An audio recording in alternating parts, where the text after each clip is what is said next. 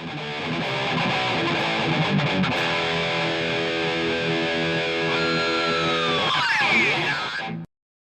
everyone, welcome to the first video of 2020. This is Bobby from bn-games.com, and today we're doing a guitar review.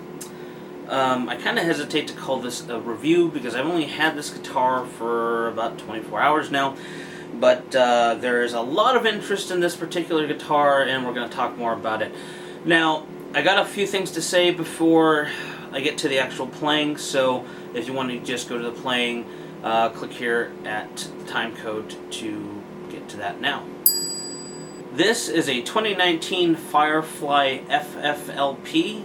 Yes, that's right. Les Paul copy. That's what it is. It is as far as I know, Chinese made.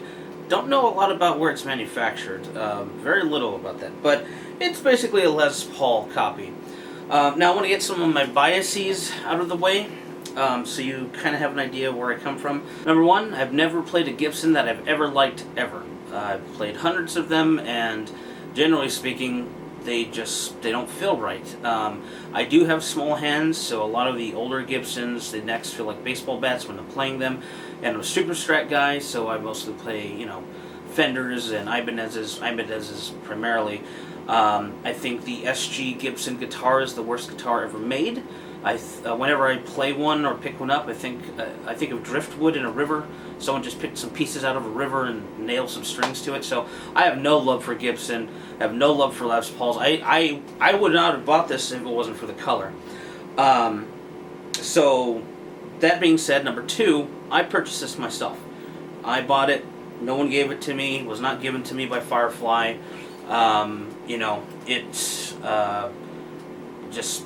This is not being sponsored. So before you crucify me in the comments, I'm going to say plenty of good things about this, but there are a couple of bad things about it I need to talk about as well.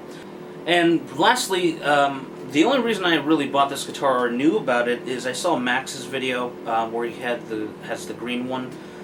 That color sold me. I actually wanted the purple one when I went on the website, and the link to it will be below, although they're sold out as of this video. Maybe when you're watching it, there'll be more.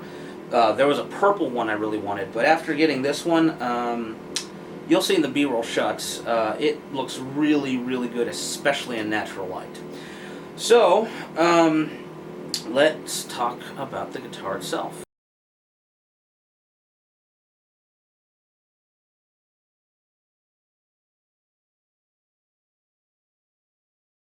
So, I've never owned a Les Paul, like a proper Les Paul. I've always found them to be heavy, and this one itself is pretty heavy. This has got to be 8 or 9 pounds.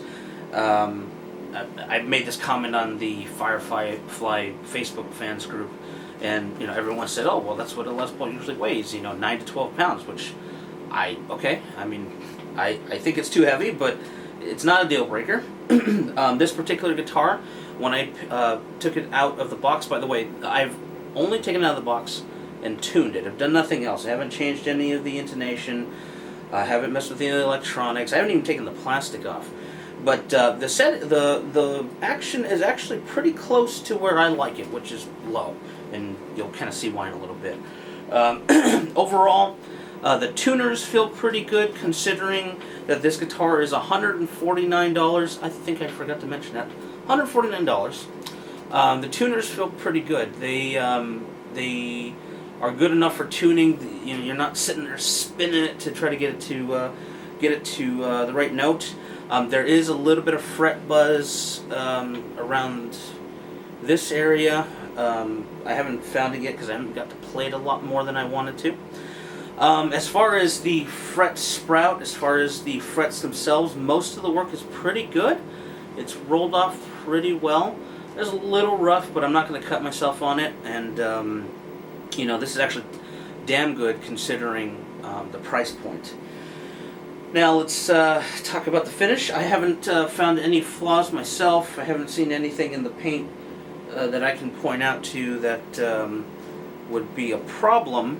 Nothing that stands out to me. I'm not a professional, but the paint looks fine to me. So that looks okay across the neck and behind. One other thing, it's a set neck. It's not a bolt-on, which usually your more expensive guitars generally besides Gibson, are set neck, which means they're glued into the body. It's not bolted on. Some people believe it has better sustained. I've seen no reason to believe that's true, but you know, most of what I play, it doesn't really matter. Okay, so let's kind of go on to some of the bad stuff. Number one, I don't like the cream color of the pickguard and the knob switch and the humbucker, where the humbuckers are. I want to call them holders, but you know what I mean. I'll probably switch these out with a different color. Nothing per se bad about the humbucker covers. However, it's very hard to show in the video, but the pickguard is very, very badly cut. It's very sharp. It feels like it wasn't molded right, or if someone actually cut them manually, it was done very roughly. Probably could be fixed with some sanding of some sort, maybe like a real light sanding, but that's not great. The knobs are even worse. That I can't really pick up on camera other than the close-up shots, but they're uneven cut on the bottom of the tuners themselves. They're kind of like this wave almost, like the notches where they've been pulled off of plastic, you know, the plastic injection housings that they come off of, weren't cleaned off pretty well. So these I'm going to replace. They're not great. The biggest problem with this guitar is there's something wrong with the pots, specifically the volume pot for the bridge pickup. I believe that's the right one. At high gain, you get a lot of feedback until you get it in the off position. Sometimes when you turn it all the way off, when you twist it all the way off, it doesn't turn off, and you have to play with it a little bit, and then it will turn off. And these knobs feel terrible. I mean, they are super stiff. Like, I really have to try to get them to work.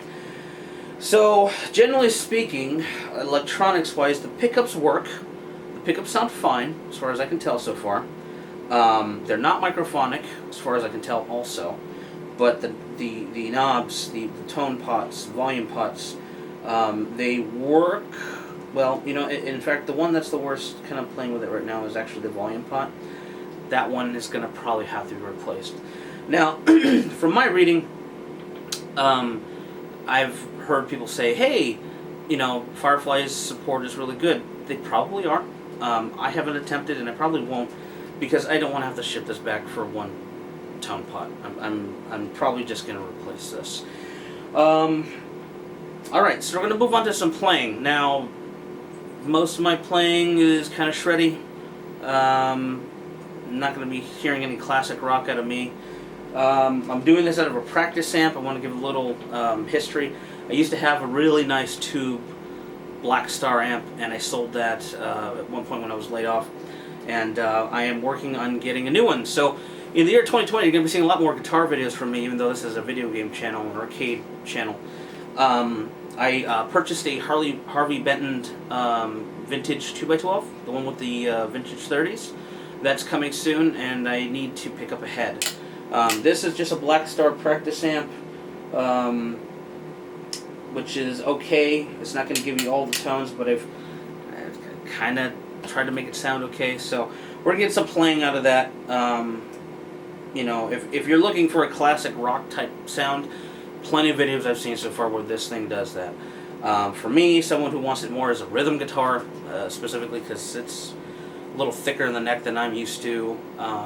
You know, for some of the faster stuff, I'd probably get used to it, but it's one of those things where I'll probably down tune this to D, because I don't understand people who down tune, you know, 3 levels down where they're let's make our guitar sound like a bass.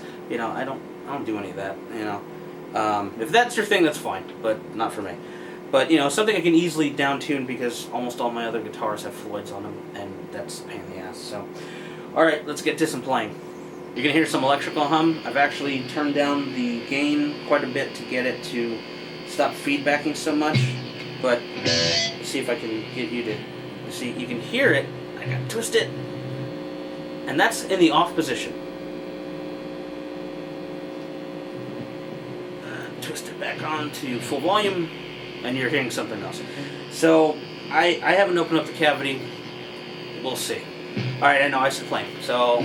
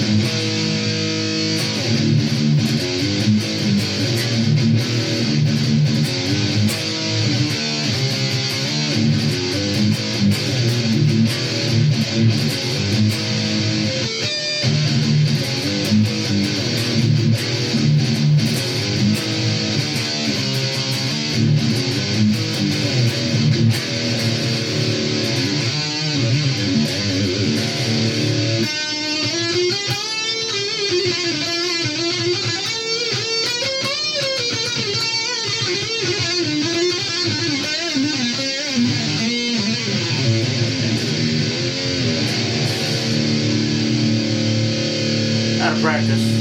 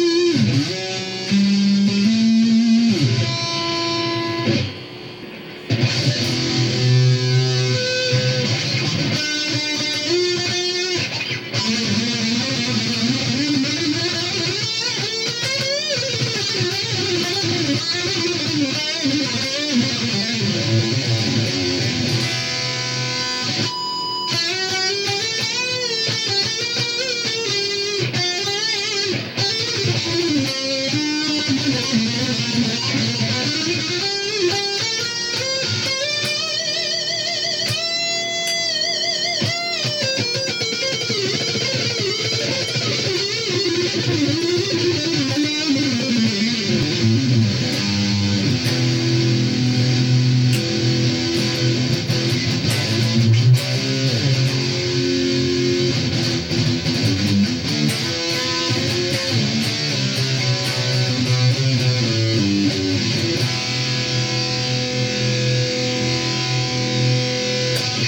everyone, well, that was some playing on the crappy practice amp. Not the best tone in the world, but you get some ideas if you're a heavier player, if you like heavier music. The tone knob, volume knob situation is a disappointing thing, but I'll tell you this much, I don't regret buying it so far. Even though it's not my favorite guitar shape, even though it's kind of heavy, at least for me. These are probably not deal breakers for you if you're watching this. But this finish alone was worth buying it for. In fact, I found the Gibson equivalent, and wouldn't you know, it's $2,800, and this was $149, and I got it shipped in 3 days. Well, you know, I got it in 3 days. I shipped it pretty quickly. I know there's some people who have asked about this guitar. You know, a lot of YouTubers have been posting about this guitar. I saw a lot of videos before I bought it. You know, some of them I'm not sure if they were given them or that sort of thing, if they bought it with their own money. It's kind of hard to say in some cases. I can tell you for a fact, not sponsored. Not at all. And this is my honest impressions for somebody who is an Ibanez guy, for the most part, and someone who has really nothing to gain from this other than kind of just explaining to you who might be wanting to purchase one of these what I think. And overall, general impressions are pretty good. You know, it does need a little work, but I bought some pretty crappy guitars out of China before. It's not the first time, and they were nowhere near as quality made as this thing. That pot, who knows what had happened. Maybe they tested in the factory, and maybe it got bounced around in shipping, and thankfully the body didn't get messed up. Maybe something in that happened. I can't say. It might have been okay when they put it in the box. The box I do ship it in, which I didn't take videos unboxing it, is actually kind of crappy. It's barely got enough protection to get it through shipping, so I know I saw one post someone had a cracked headstock, and that's probably because the shipping materials are not great. But then again, that's how they're keeping the cost down, so I can't complain too much. It got to me in one piece. It got to me with no major flaws in the work, body work, and that being issue aside, and the cheap plastics, which are part of the deal because I'm buying a cheap guitar, this is a good platform regardless. I'm really enjoying it so far. So plans for this, I am going to change, like I said, the pick guard, the tip. You know, this is all going to be different color. Don't know what it's going to be yet. I already ordered the knobs, bought some knobs off of eBay that are on the way. The pickups, I'm not 100% sure. I'm probably going to put a DiMarzio Super Distortion in the bridge and a DiMarzio Evolution neck in the neck position. My favorite pickup is the Tone Zone, and I usually put that in the bridge position, but this being a Gibson, well, a Les Paul, you know, inspired thing, it seems better to put a Super Distortion, which was very popular in the 70s, which, you know, I mean, I know Les Paul's older than that, but the 70s are what I think of when I think of a Les Paul, you know, for the most part. Not really a Fender, but actually a Les Paul. I think most Gibsons are bought by baby boomers who want to be Jimmy Page, and what they do is they buy them and they pluck the strings a little bit and they put them on a guitar stand or on the wall, and then they look at it and they have this nostalgic feeling of being a rock star that they didn't have when they were a kid. And me, you know, stuff that I grew up with that I really like is the 80s stuff. So, you know, my best guitar is my RG 550 Ibanez. It's the best guitar ever made as far as I'm concerned. I mean, there's nothing better. I have the best guitar in the world, bar none. And there's some videos of that. If you're interested in that, I have some videos on the channel about that. I bought that one last year, about March. So there's some videos of me playing that one where I sound a lot better. This is actually a little going to take some getting used to playing wise. I was not very comfortable with the faster stuff because there's a bigger neck. It's actually kind of flat. I don't know if most Les Pauls, I don't remember Les Pauls being this flat as far as the radius is concerned. I have no idea what the measurements are, but it feels flatter than any Les Paul that I've ever played before. But all that being said, for $149 you could do a lot worse, and that color alone is worth the price of admission as far as I'm concerned. This is damn good platform to upgrade, and I will be keeping this one for sure. I don't regret my purchase. Like I said, in the links below, not affiliated in any way. I want to repeat that one more time. Not affiliated, but there's links to where I purchased guitar. They have a website. I know there's a website. At first I thought it looked a little sketchy. It's not, I mean, it's functional, let's put it that way. But, you know, I bought it off the website. You're going to have a link in below. If you're interested in these, I also recommend the Firefly fans Facebook page. They can answer questions. You can see the other colors, you know, and better, because the pictures they have on the Firefly website are pretty terrible. Whoever took those pictures, they need to redo them. In fact, Firefly, if you're watching this, you can use my pictures that I'm going to be posting. I took some better shots of this, get a better color, better sense of what the body looks like, the finish. At least in this case. But the pictures are pretty bad overall. They don't really give a sense of what the colors look like. But the Facebook page, people are posting it, and you can see what these things look like and what other people's experiences are. I'm just one experience. This is one guitar. This is a sample of one. This is my experience so far, and I've only had it for, like I said, over 24 hours now. But generally speaking, it's pretty good. You know, I'll answer whatever questions I can below. I know I'm missing pieces. One thing I should have said in the beginning of the video, the bodies and neck are mahogany. The fingerboard is rosewood, which I'd like to know when they could start selling rosewood again. I thought that was banned, but I don't keep up with these things. The nut is bone, as far as I am aware. It's not plastic, which that's another great thing for the price point. This zebra strap, it might come out as looking dirty on camera, and it is because I've had it for years. And I've never really wanted to wash it because I'm afraid to, but I don't know. It's the only one I had around that I could easily get. So, anyway, if you like what you see, I got plenty of more guitar stuff coming in the near future. I got plenty of arcade stuff coming in the near future. I got Heavy Metal Geomatrix, come with the heavy metal theme, yeah. This is an arcade game that we're going to be playing, and I'll be live streaming at some point, hopefully in the near future. When I get the Harvey Benton 2x12, I'll be doing a video of that as well. This will be included in the video, see what that sounds like. With a tube head, whichever one I get. I would love a Mesa Boogie Mark V, you know, 15 watt, I think it's 15 or 5 watt, one of the low wattage ones, but we'll see, I'm not sure yet. Anyway, all that YouTube crap about subscribing, you know the deal. Thanks for watching.